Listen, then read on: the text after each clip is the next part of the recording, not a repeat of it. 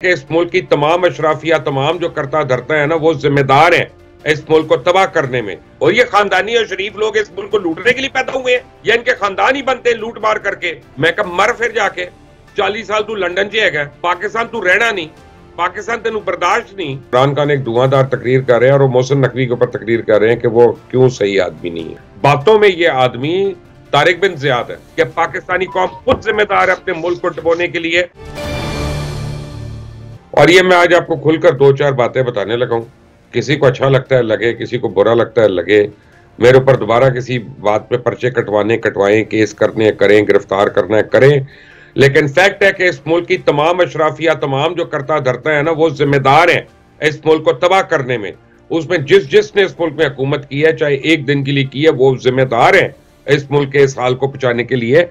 अवाम को बेवकूफ बनाया हुआ है, अपनी जायदादें बाहर है, अपनी नेशनलिटीज बाहर है, अपने पब्लिक वो पीआर कार्ड्स इनके बाहर के हैं। इनको तो फर्क ही नहीं पड़ता, डॉलर ऊपर जाता है तो इनकी तो और कमाई होती है। पाकिस्तान लाते हैं, वो $100 मिलियन से कुछ और नहीं होना था, अब उसे शुगर मिल भी खुल जाती है क्योंकि वो डॉलर ही इतना ऊपर का पहुंचा हुआ है। और ये मजाक बनाया हुआ है इन्होंने। कौन सा ऐसा काम है इस मुल्क का जो हमें समझ में नहीं आता कि कैसे होना है। यानी हम टीवी पे बैठ के रोज आपके आगे बक बक बक बक जक जक जक जक कर रहे होते हैं, आपको बता रहे होते हैं कि आपकी बिजली इसलिए नहीं है कि आपका डैम नहीं है। आपका डैम किसने बनने नहीं दिया? खोले जरा, एएनपी की बातें खोल लें, पीपल्स पार्टी की बातें खोल लें, पीएमएलएन की बातें खोल लें, एसीएमक्यूएम की बातें सुन लें, आप जेयूआईएफ की बातें सुन लें, आप पीटीआई की बातें सुन लें। मजाल है किसी ने कहा डैम बनाना है, हमने कालाबाग डैम बनाना है। नहीं नहीं नहीं, नई ट्रक की बत्ती के पीछे लगा देंगे हम, वो नीलम जलम डैम करेंगे, हम यरूशलेम डैम करेंगे, हम ये करेंगे, हम वो करेंगे। क्या करोगे तुम? अब तुम्हारे पास इतना पैसे नहीं है कि तुम 2 दिन के लिए तेल इंपोर्ट कर लो। तुम भीख मांग मांग के पूरी दुनिया में तुमने हमारा मजाक उड़वा दिया। भीख तो तुम मांगते हो, हमने तो नहीं मांगी, अवाम ने तो नहीं मांगी। अवाम तो अपना पूरा टैक्स देते हैं, कारोबार तो तुम्हारे नहीं चलते। हमारा तो तरफ से तो कोई कसूर नहीं है। तुम्हारी 200 वजारतें हैं जो मान ही नहीं है उनका। तुम्हारी गाड़ियां, तुम्हारी वजारतें, तुम्हारे बंगले, तुम्हारी अपना जो नखरे हैं, तुम्हारी जो अपना प्रोटोकॉल्स हैं, वो तो ऐसे तुम चलते हो जैसे पूरी दुनिया को तुम पता नहीं रोजगार दे रहे हो, पूरी दुनिया को पता नहीं तुम लोग अपना जो है गंदम दे रहे हो, गेहूं दे रहे हो खाने के लिए। अभी तो तुम फाके करते हो, भीख मांगते हो। उस पर तुम्हारा गरूर इतना है कि मान नहीं है तुम्हें। खुदा ना खास्ता अगर किसी काबिल होते हम, हमारे पास कोई तेल जैसी दौलत होती, गैस जैसी दौलत होती, तो हमने तो इंसान को इंसान ही नहीं समझना था। लेकिन किसी को कोई परवाह नहीं। 2 दिन हम बोलेंगे, 2 दिन बकबक करेंगे, जग करेंगे, हो जाएगा। मुझे भी कोई एक और केस कर देगा, 2 साल की कैद सुना देगा, सॉफ्टवेयर अपडेट हो जाएगा, सब कुछ हो जाएगा। आप लोग खुश रहना अपने घरों में। आपकी औलादे जो है वो अनसेफ है, आपकी बेटियां बाहर नहीं निकल सकती, आपके बच्चे जो है वो अगवा होते हैं, उनके बाद उनका कोई वाली वारिस नहीं, आप वो मिसिंग में चले जाते, कोई पता नहीं चलता। हम तो फिर खुदा ना खास्ता, अल्लाह ताला रहम करे, हम जनरेटर चला लेते हैं हर घर में, तो वो भी नहीं चलता। अस्पतालों के जनरेटर बंद हो गए कि पाकिस्तानी कौम खुद जिम्मेदार है अपने मुल्क को डुबोने के लिए। पाकिस्तान की अशराफिया जिम्मेदार है अपने मुल्क को डुबोने के लिए। और अगर आज पैमरा ने मेरे ऊपर कोई नोटिस भेजा, मैं इसी पैमरा पे केस करूंगा, सच बोलने का केस करूंगा कि ये हमें रोकते हैं सच बोलने से। फिर बता दे हमें, हम नहीं रहना उस मुल्क में, नहीं रहते, बाहर चले जाते हैं, लेकिन कम से कम सच तो बोले।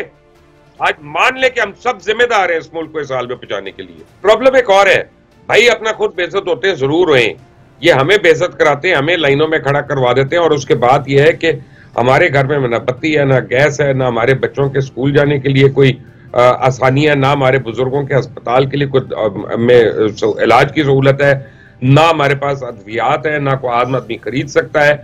और प्याज है, 14 मंडियां लाहौर में, टमाटर और प्याज जो एक कीमत पे नहीं मिलता, वो हर मंडी पे अपनी मर्जी है, अपनी मर्जी जिस मर्जी कीमत पे ले ले। और ये किस किस्म का मुल्क चला रहे हैं? जो चाय आप पी रहे हैं, इस चाय के ऊपर हमने टैक्स दिया है, हमने दूध के ऊपर टैक्स दिया है, जिस बिजली को आप कंज्यूम कर रहे हैं हमने उसके ऊपर टैक्स दिया है, जिस गाड़ी में आए हैं उसके ऊपर टैक्स दिया है, पेट्रोल के ऊपर टैक्स दिया है। तो भाई चोरी कैसे हो गई, शॉर्टफॉल कैसे हो गई ऊपर $125 बिलियन की? इन्होंने अपने घर बना लिया, अपनी जायदादें बना ली। मैं आज आपको एक हिसाब दे देता हूँ, मोटा मोटा हिसाब। मेरे पास लिस्ट पड़ी है, पूरे पाकिस्तान की लिस्ट पड़ी है। मैं नेशनल टेलीविजन पे ये दावा कर रहा हूं, मैं सारों को बता रहा हूं, 14,500 इस मुल्क के सो कॉल्ड शरीफ, अशराफ, खानदानी बिजनेसमैन जिन्होंने लूट कर इस मुल्क में अपने अपने कर्जों को रीशेड्यूल कराया और माफ कराया, और उस पर दोबारा उन्हीं को कर्जे मिल गए, और सारे बड़े बड़े नाम है उसमें, जितने नाम है मैं सारों के नाम सामने सबकी औकात दिखा दूंगा। आपने तो एक का नाम लिया, मैं 12,000 नाम ले सकता हूं। लिस्टें में स्टेट बैंक की मेरे पास पड़ी हुई है, FBR की मेरे पास पड़ी हुई है, इतने इतने वॉल्यूम्स हैं, ये करा सच की टीम के पास पूरी पड़ी हुई है। और कब से हम लेके रखे हुए, उसमें जब नाम खोलते हैं अपना कोई एक शरीफ आदमी नाम नजर आ जाता है, जब खोलते हैं इंतहाई खानदानी आदमी नजर आ जाता है। और ये खानदानी और शरीफ लोग इस मुल्क को लूटने के लिए पैदा हुए हैं, या इनके खानदान ही बनते हैं लूट मार करके। सारे कहेंगे हमें हमदर्दी है आवाम से और हम बड़ी कोशिश कर रहे हैं, मियाँ साहब ये कोशिश कर रहे हैं, हमारा इमरान खान ये कोशिश कर रहे हैं, जरदारी साहब ये कोशिश कर रहे हैं। सिर्फ कोशिशें इनकी हैं अपनी जेबें भरने की, सिर्फ कोशिशें इन सारों की हैं अपने लूट मार करने की।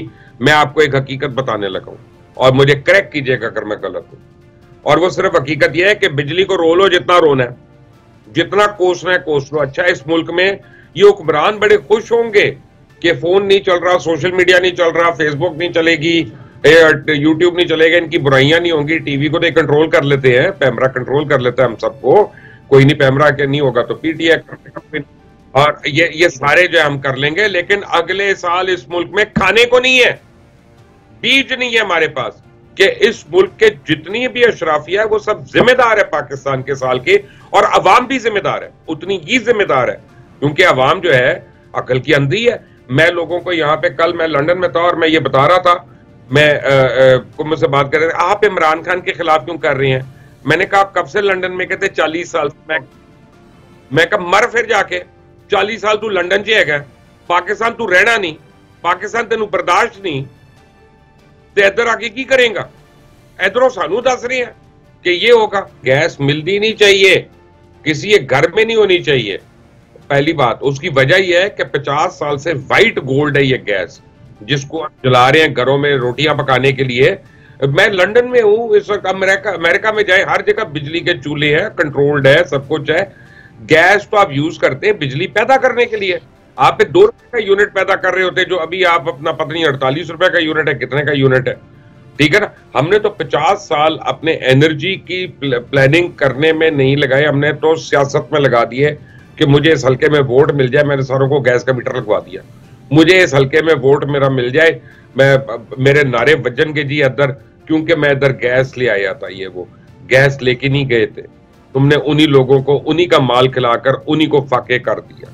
ये हो रहा है हमारे साथ कि जो कौम जागी भी हो उसको आप सोने से नहीं जगा सकते, और वो ड्रामा कर रहे हो कि हम सो रहे हैं, ख्वाब खरगोश सो रहे हैं, लेकिन एक्चुअली जागे हुए हो, इसलिए उनको आप नहीं सुलझा सकते। हमारे मुल्क में करप्शन सिर्फ वही बुरी है जिसमें हमारा जाती फायदा ना हो।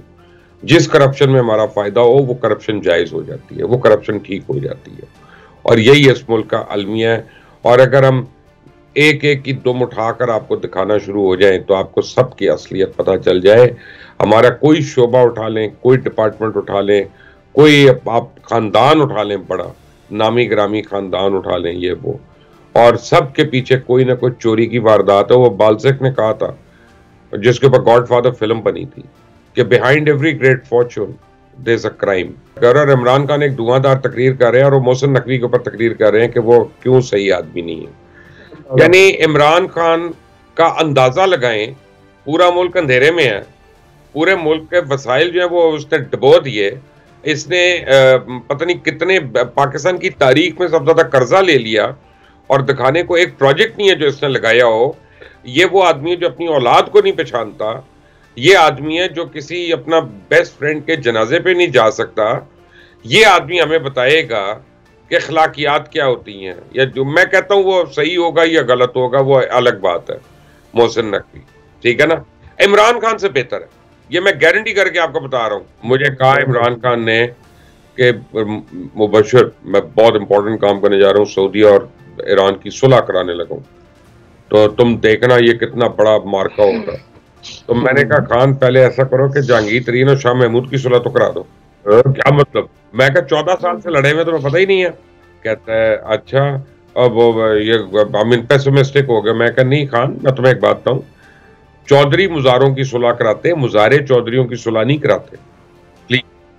यानी ये बात तुम्हें समझ आ जानी चाहिए। फिर उर्दगान के दफा भी बात हुई, मुझे बुलाया इन्होंने प्राइम मिनिस्टर हाउस, मुझे कहने लगा यार वो हमें चैनल बनाना है, अगले 6 महीने में बन जाएगा।